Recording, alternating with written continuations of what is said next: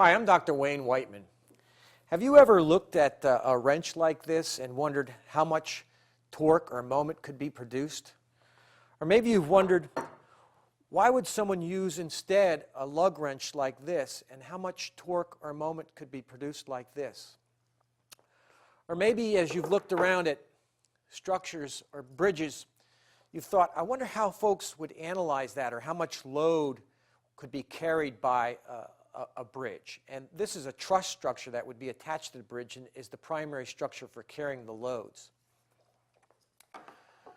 Or perhaps you might even be interested in looking at a cherry truck. This is a model of a cherry picker truck, or perhaps a crane, to see what were the conditions that would keep this crane from, or this cherry picker truck from turning over. If these sorts of problems interest you, then you've come to the right place with this course. This is an Introduction to Engineering Mechanics, and this is Module 1. I'd like to look at the learning outcomes for Module 1. First, we'd like to discuss what's the difference between an engineer and a scientist. What makes engineering different from science? And then we're also going to look at the major topics in this course. And finally, we're going to look at the system of units that will be used in this course.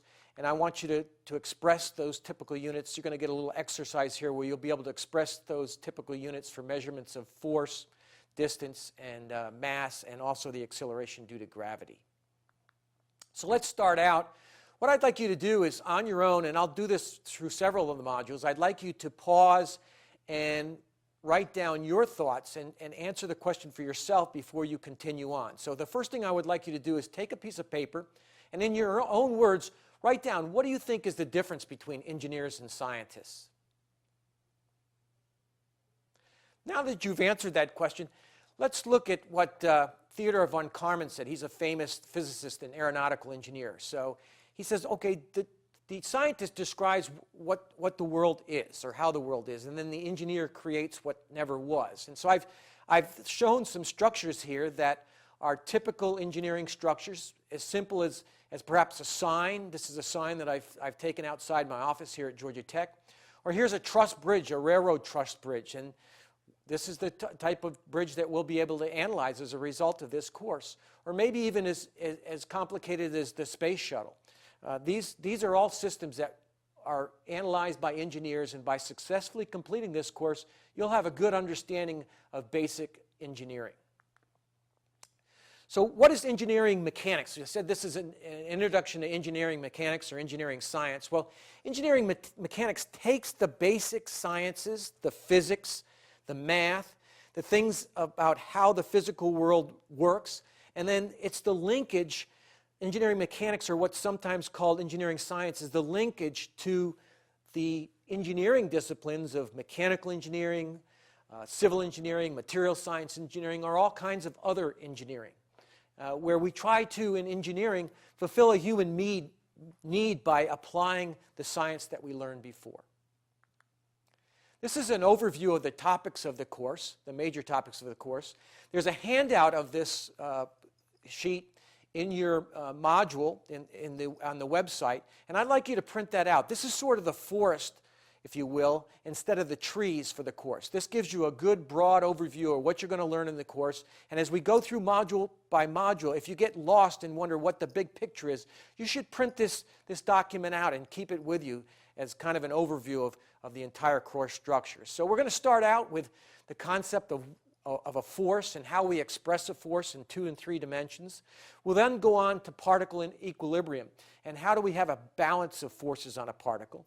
We'll then go on to the concept of moments, and we'll have a series of modules on moments, and then to the equilibrium equations and equivalent systems for rigid bodies. And we'll look at resultants and distributed forces, how to find centroids, the method of composite parts, and then finally we'll look at equilibrium of rigid bodies, and we'll learn a tool called the free body diagram, and we'll actually solve examples and analyze examples of real-world problems in 2 and 3D equilibrium.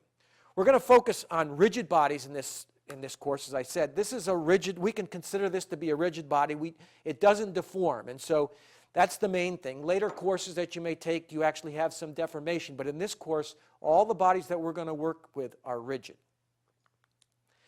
So the last thing I want to do in this module is I'd like to talk about the system of units that we're going to use in the course. There's two systems of units that we're going to use.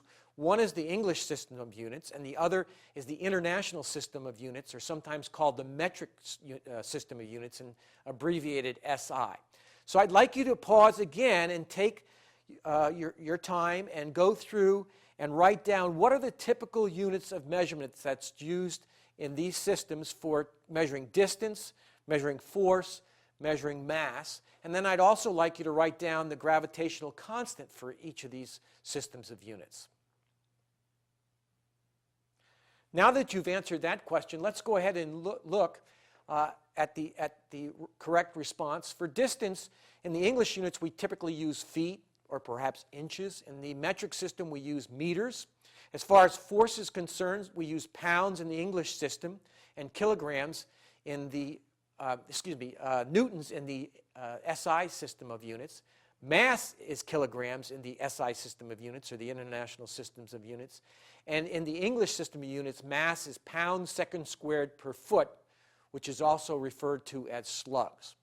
And finally, as far as the gravitational constant, G, for the system units, it's 32.2 feet per second squared in the English units and 9.81 in SI. So at this point, you should go back to the learning outcomes for this module and make sure that you can achieve each of those outcomes, and I'll see you at Module 2. Thank you.